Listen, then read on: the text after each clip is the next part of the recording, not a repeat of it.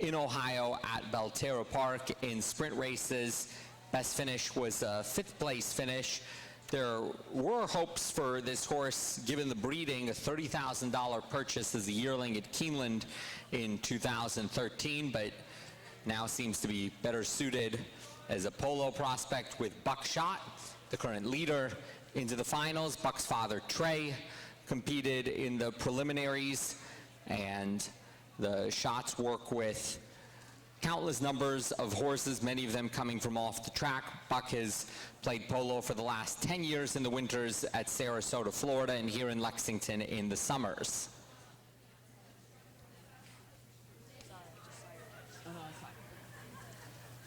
How you doing? Who was? Aaron.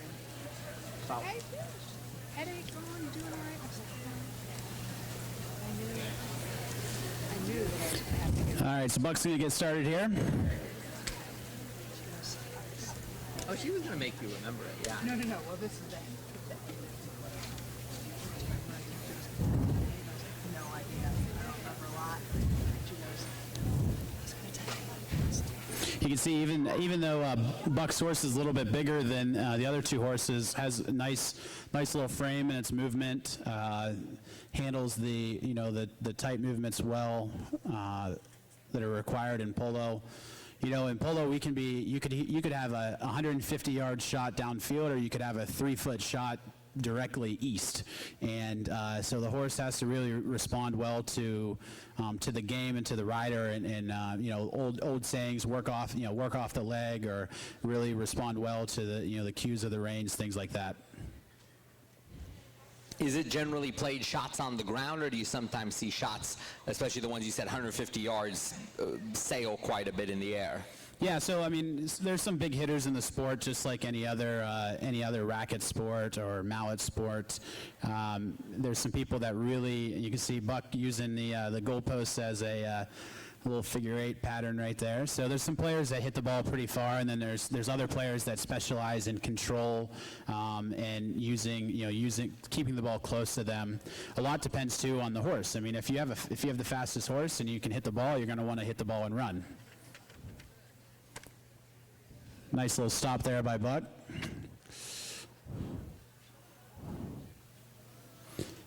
As far as the movements of the horse, really look for again, explosiveness in and out of the turns, in and out of the stops. So you see that kind of rocking horse movement there, where the horse is working off its hind end, and then it's going to pivot and it's going to release, and we kind of want them to explode out of the turn, not to be flat-footed, so to speak.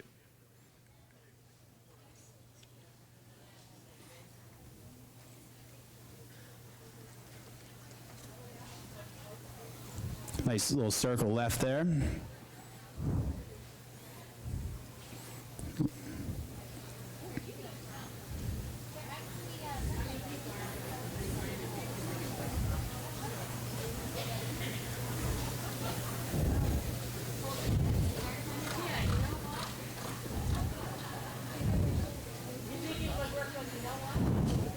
You just see such a variety of quickening and slackening of the pace for this horse, and pivoting on a dime almost.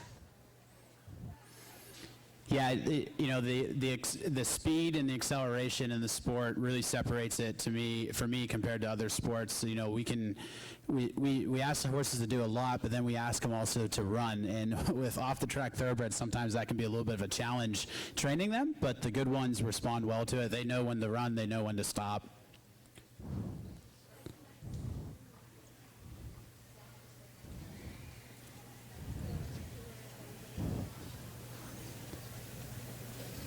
All right, you're at 3.5 minutes, Buck.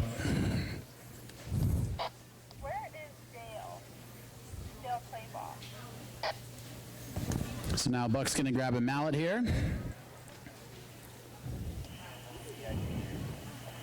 What are mallets generally made of? Contrary to popular belief, they're made out of rattan, as in rattan furniture. A lot of people think they're made out of bamboo, but it's not at all. And the mallet head is made out of a wood from Argentina called tipa wood. It's a really lightweight but hard wood. And Traditionally in the sport, most players use a cane mallet. There's some what are called fiberglass or fiber cane mallets, but there's a lot of tradition and history in the sport, and a lot of the top players, all the top players use cane mallets. The cane actually grows pretty long in length in Malaysia and in, I think, Indonesia, so it has to go be harvested and dried out, and I don't go do that. I let somebody else do that.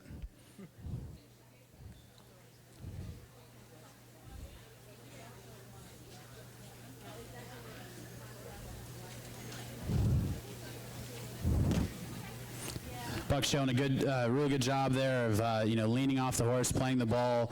Sometimes you'll play the ball around the horse's neck. Sometimes you'll play it back by the horse's tail. Sometimes you'll play it under the horse's neck, like right there.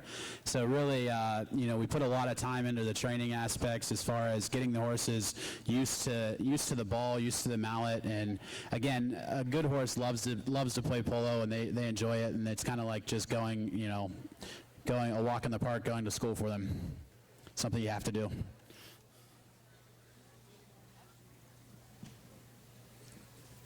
A lot of polo ponies that play top-level competition go from polo playing competitively at the higher levels, and then they work their way down to more beginner polo. And then a lot of horses end up being played at the college level. The polo is played at 39 different schools across the country, and you don't have to bring a horse, which is different than some of the equestrian disciplines. So a lot of the horses go everywhere from the top of the sport all the way down to teaching beginners at the college level. So it's pretty cool.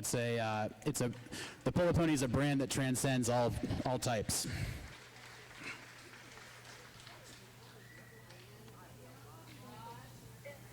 1 minute, Buck.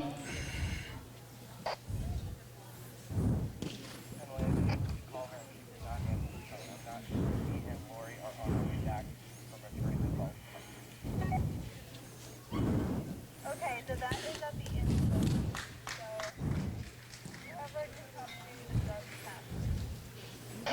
Traditionally, polo ponies have a buzzed or roach mane, and a grown-out mane is a sign of a horse that's young, and as the case with this horse, and it's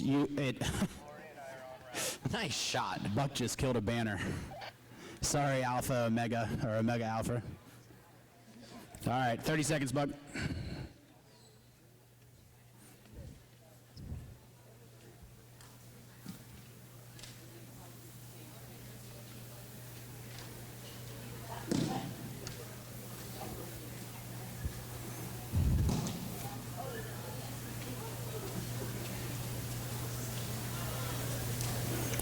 All right, Buck, you're at 7 minutes. Buck Schott getting a big round of applause from the crowd for the performance with his 4-year-old chestnut filly, Strong Angel. Thank you, sir. Thank you. And let's hear it for Justin Powers for providing his expertise for polo this afternoon. Justin is the Director of Club Development at the United States Polo Association and Retired Racehorse Project, has partnered with U.S. Polo to present the polo division of the Thoroughbred Makeover.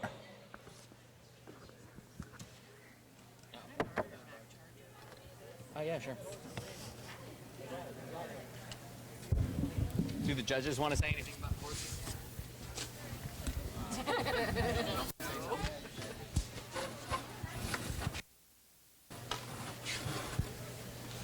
And we'll have